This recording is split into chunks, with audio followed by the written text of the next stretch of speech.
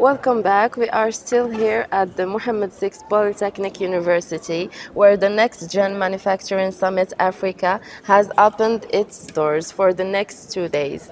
And in this session, we are joined by Professor David Romero, Professor of Advanced Manufacturing in Mexico. Well, thank you for being with us. Thank you for having me.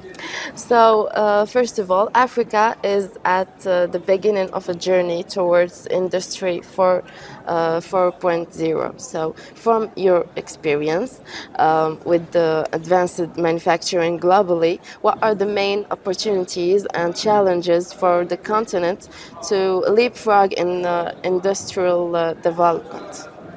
Well, industries are there. What has become quite scarce nowadays is actually talent, but Africa still has its demographic bonus. So the opportunity for Morocco, for Africa, is to invest in that talent, to provide your future generations with the right knowledge and skills to leverage the technology that will become more and more affordable and accessible for everyone, to use that technology, to empower themselves to use that technology to design the society and the industries they would like for the future. Of course, I guess future generations want more green, environmental friendly products. They want societies that offer through their different industries better work-life balance. And the technology has the potential to give us all that. But it's really up to our societies, to our future generations, to decide that. And what is our role now for those which don't belong to those future young manufacturing leaders? Our role now is to empower them, to invest in education, to invest in the training systems that we have available. And if they're not available, to develop them, or if they exist, to further develop them, to guarantee that people have the right skills, the right knowledge, and the right mindset to transform Africa for the good of everyone.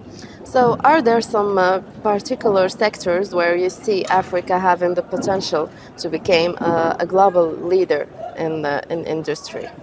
Well, manufacturing sounds sometimes very complicated. At the end, you can reduce it to 5 main elements. So it's always the raw materials, the energy, the water, the information, and the labor. And then you brought this together in different configurations to try to create a product. I think particularly for Asia, for Africa, one of your biggest opportunities, again, is you have the labor available, you have your demographic bonus, you're abundant of those natural resources, especially those critical raw materials that will be needed to develop the technologies of the future. What we need to focus now, again, is talent, really. You know, technology is there, talent is there. Now we need to focus on the transformation of Africa, and that's a decision that needs to be made, a collaborative decision that needs to be made together, the different countries of the region, to create an African Union.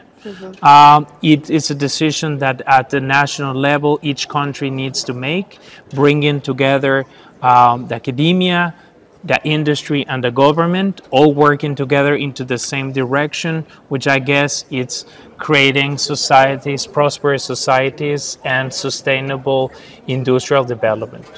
So, talking of technology, so advanced manufacturing involves AI, robotics, and digital twins. How can African industries effectively integrate these technologies while balancing cost, infrastructure, and talents?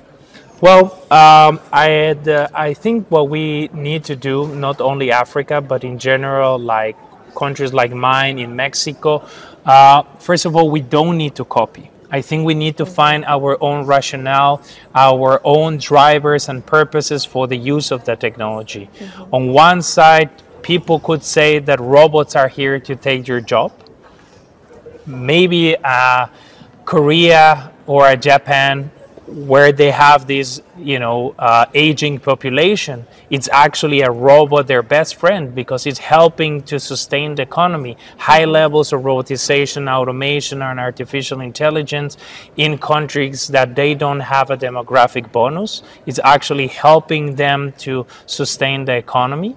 On other side, where we still have the demographic bonus, where we have the talent available, we need to find the right balance between what our craftsmanship, right, our dexterity as humans can provide as a unique added value to product, and what technology can do again to provide value added to product, to create unique products for society and for industries at large.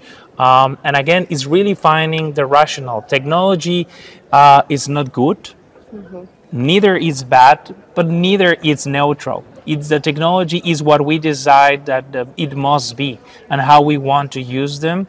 And again, I think there's a lot of room of potential for Africa if it trains its workforce to use that technology to create some uniqueness in terms of products and services. Do you think collaboration with the international partners is essential, or should Africa focus on developing local solutions?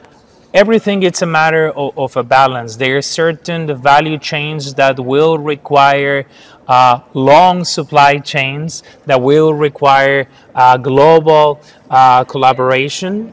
There are some other things that make sense for countries to develop more local or regional value chains.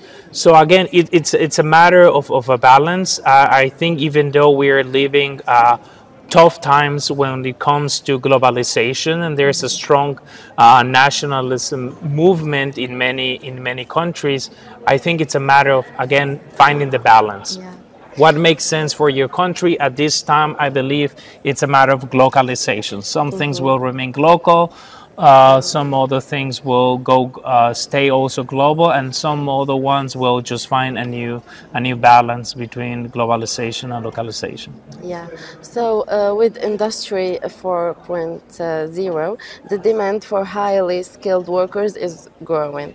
And how should African universities and training centers prepare students to meet the needs of advanced manufacturing? There must be a dialogue, because definitely business can provide current demand for workforce and technological skills, but future ones are related to part of the research of the daily work of universities, right? So we need to, again, it's really my message here, it's balance. It's not one thing or the other. We should avoid extremes.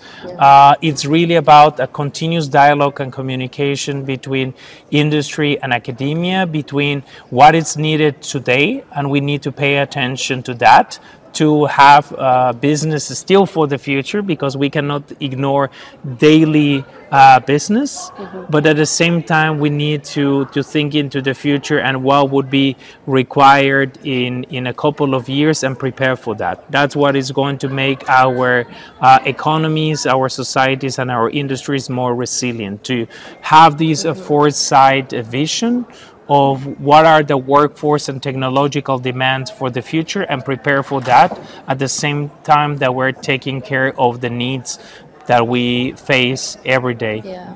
And how can initiatives like this, like the NextGen Manufacturing Summit Africa, contribute to building a strong talent pipeline of the continent of Africa? Well, we are in a university because this is where we prepare the talent of the future, the workforce of the future. And in this event, we also see some students around. And the idea is to create awareness about the potential that technologies offer for them to design, again, a better future of work, a better society for all. Thank you so much, Professor Romero, for sharing your insights. Thank you. You're welcome.